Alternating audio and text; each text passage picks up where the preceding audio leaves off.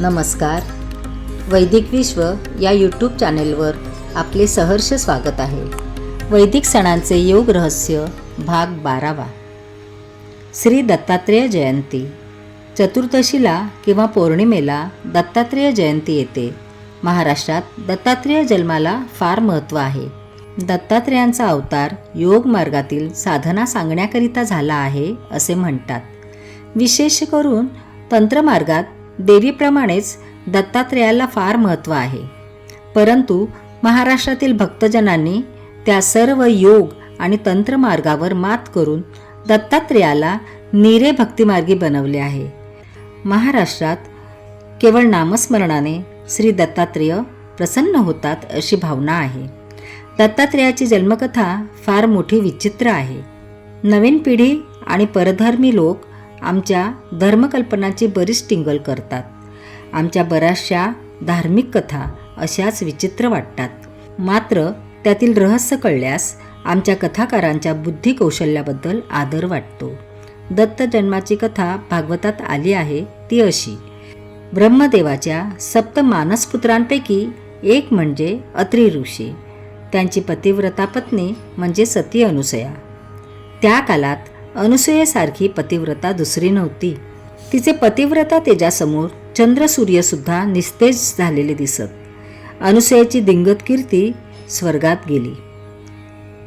ब्रह्मदेव, महादेव आणि विष्णूंच्या कानावर तिची कीर्ती पडली. तिचा हेवा वाटून लक्ष्मी, पार्वती आणि सरस्वतींनी आपल्या पतींच्या मागे लागून अनुसयेचे पातिव्रत्य भंग करण्यास आग्रह केला. एका पतिव्रता स्त्रीने दुसऱ्या पतिव्रतेचे पतिव्रत नष्ट करण्यास सांगावे हे आश्चर्य खरेच, पण त्रिमूर्तीच्या पत्नींनी हे कर्म केले आणि आपल्या बायकांच्या म्हणण्यावर जाऊन त्रिमूर्ती अनुसयेची सत्व परीक्षा पाहण्यास अवनीतलावर अवतरले.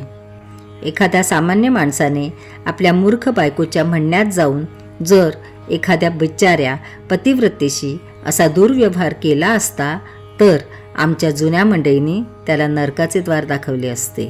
परंतु त्रिमूर्ती प्रत्यक्ष परमेश्वर, त्यांना कोण काय म्हणणार? ते जे काय करतात ते सर्व म्हणे चांगलेच असते. आमचे प्रवचनकार, कीर्तनकार आणि पुराणकार ही कथा मोठ्या रसपूर्ण पद्धतीने वर्णन करून आपल्या सुप्त आणि असुप्त वासना शमवून घेतात असेच म्हटले पाहिजे. अन्यथा या कथेला त्यांनी इतके रंगवले नसते. दरवर्षी दत्त जन्माच्या वेळी ही कथा आमचे प्रवचनकार, कीर्तनकार रंगवून सांगतात. अनुसयेचे पातिव्रत्य भंग करण्यास त्रिमूर्ती अवनीतलावर अवतरल्या. तो थेट अत्री ऋषींच्या आश्रमासमोर उभ्या ठाकल्या. अत्री ऋषी त्यावेळी स्नान संध्यादी कर्माकरिता गंगेवर गेले होते.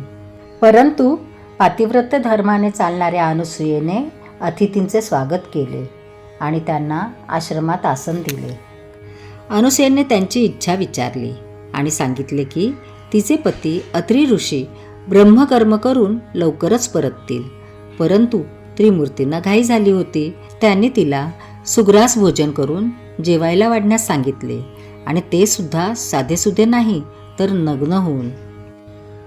पतिव्रतेने पाहिले की अतिथी आपली परीक्षा घेण्याकरिता आले आहेत.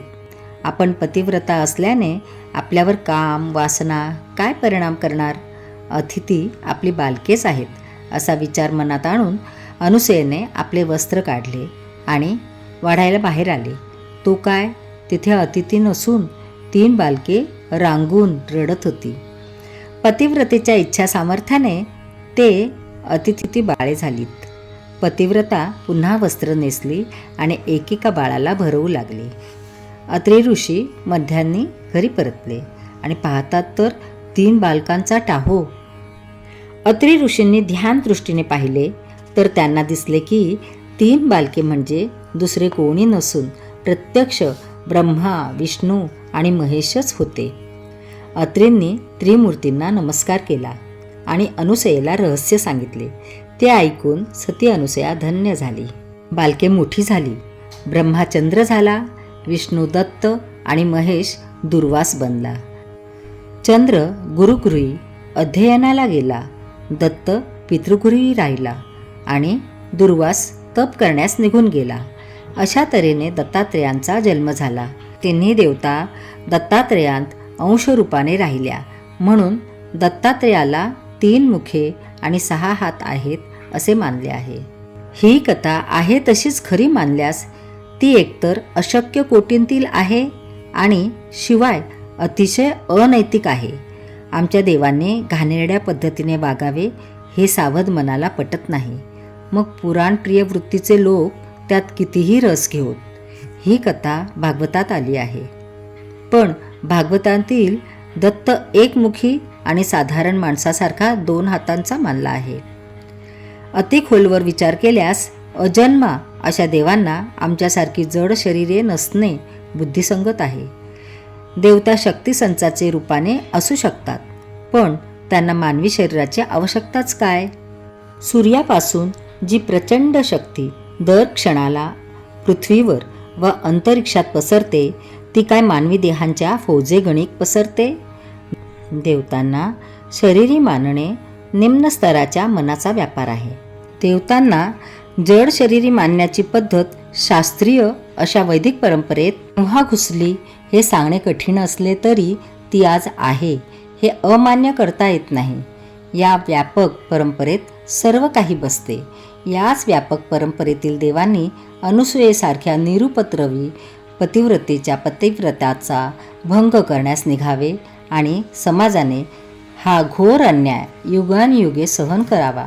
एवढेच नव्हे तर त्या अघोरी पराक्रमाचे पोवाडे गावेत.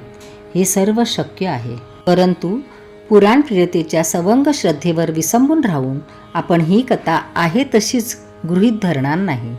त्यातील रहस्य काय आहे हे न पाहिल्यास व्यासासारख्या विशाल बुद्धीच्या महापुरुषावर अन्याय केल्यासारखे होईल.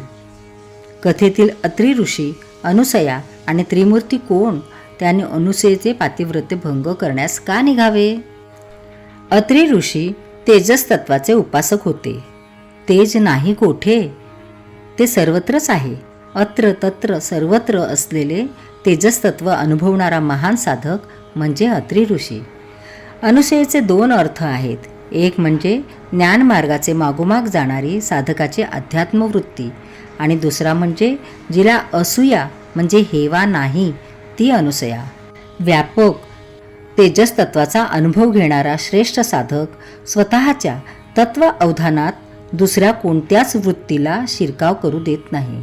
तेजस्तत्वात सारी तत्वे तेजस्मय म्हणजे ज्ञानरूपच बनतात. असल्या सर्व व्यापक अवस्थेत असूया ती कोणाची आणि कशाकरिता? अत्रिरूपी साधकाची असली वृत्ती अवस्था म्हणजेच त्याचे सह आणि सदैव त्याचे आज्ञेत वागणारी पतिव्रता अनुसया होय. असल्या परम बलवान अत्री साधकाच्या क्षेत्रात जगाची उत्पत्ती, स्थिती आणि लय शक्तीचा काही शिरकाव न होऊन या शक्तींचे त्यांचे अत्रिक्षेत्रात चालेनासे झाले. त्या विश्वशक्ती या अत्रिशक्तींशी संघर्ष करणारच. त्या शक्ती संघर्षाचे वर्णन करण्याकरिता व्यासांनी ही दत्त जन्माची कथा रंगवली आहे. या कथेतील श्रेष्ठ साधना रहस्य कळल्याशिवाय साधकाला दत्तदर्शन घडणार नाही. कोणी काहीही मानावे आणि तसल्या मानभावी व्यक्तीला उठसूट दर्शन देण्यास दत्त तयार व्हावे इतके भगवान दत्तात्रेय सहज प्राप्त होत नाहीत. एकनाथांची ही कथावृत्ती नष्ट न झाल्याकारणाने दत्तात्रेयांनी त्यांना मलंगादी रूपात दर्शन दिले, परंतु त्या दर्शनाचा बोध एकनाथांना काही केल्या होईना. दत्तात्रेयांची पदे आळून आम्ही केवढे दत्तात्रेय भक्त आहोत हे दाखवणे निराळे आणि प्रत्यक्ष दत्त साक्षात्काराचे भाग्य लाभणे निराळे. दत्तात्रेय जन्माची कथा आहे तशीच खरी मानणाऱ्यांना मात्र दत्तात्रेयांचे कधीच दर्शन घडणार नाही हे स्वतःच्या अनुभवावरून लेखक सुचवू इच्छितो. पुराणमतवाद्यांना या लिहिण्याचा राग आल्यास त्यांनी क्षमा करावी. सत्यम ब्रूयात, सत्य हे बोललेच पाहिजे. ते प्रिय असण्याचा प्रयत्न करून पाहिला आहे. वरील कथा रहस्याचे वृद्गत सांगताना काही त्रुटी राहिल्या असल्यास त्या दत्तात्रेय दर्शनाने पुनीत झालेल्या श्रेष्ठ साधकांनी पूर्ण कराव्यात अशी त्या महाभागांना नम्र विनंती आहे. अन्य अभिनिवेशधारकांच्या मताला दर्शनशास्त्राच्या महान प्रयत्नात स्थान नाही. येथे हाडाची काडे करावी लागतात.